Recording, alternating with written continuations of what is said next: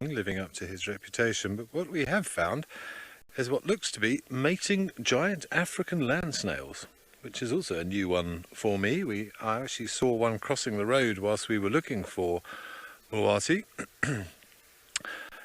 Yeah, and I was actually talking about this the other day. It's a very, very, very odd process. And I'm still trying to wrap my head around it, because you read lots of different things and it kind of, well, to be quite honest, it doesn't really make sense. What we do know about giant African land snails is that they are hermaphroditic, i.e. they can be male or they can be female, depending on what they need or what they want.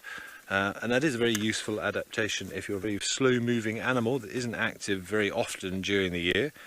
So you want to ensure that if you do find a partner, it is of the correct sex, otherwise it could be a little bit frustrating.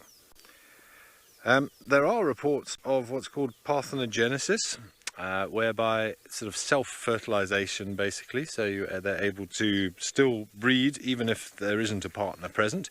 It does happen out in nature. There are some insects like aphids and things are also examples of things that can parthenogenesize, if that is the right word.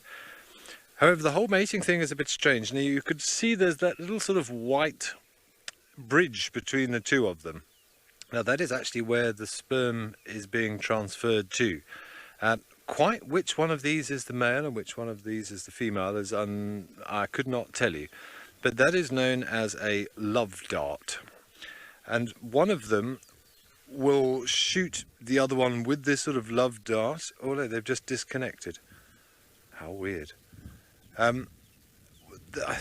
Basically it's this sort of calcium carbonate dart. I think that's what's happened. So I think the one on the right has impaled the one on the left with its love dart, and that sort of dissolves into the skin and makes the other one more receptive to the sperm transfer. And I think what we actually saw there was the sperm being transferred through that strange sort of tubular structure. But I'm going to go and have to try and research this again. I have tried to read up about it before, but it's such a weird concept. I have never really fully understood it, but I'm going to have to go back to it again. But love darts are involved, and that increases the receptivity of one of them, and potentially also sort of closes their, if you like, their sort of sperm chambers and opens the chambers rather to the eggs. It's all very confusing. So I'm going to stop talking before I open Pandora's box completely. I have seen African land snails laying eggs, and they're kind of little tiny yellow marbles when it does happen, about 5 millimeters in size, very bright yellow. It was very strange to see just on the road one day. So yeah, there you have it, giant African land snails mating. Sorry Max, I was quite excited with what I was saying. I heard the question, but I didn't hear who it was from. But African land snail slime having any medicinal properties? It probably does, but I'm afraid I don't know what they are. It's probably good for your skin to some extent. I wouldn't be surprised if it has been applied to skin for something, be it sort of moisturising or hydrating or...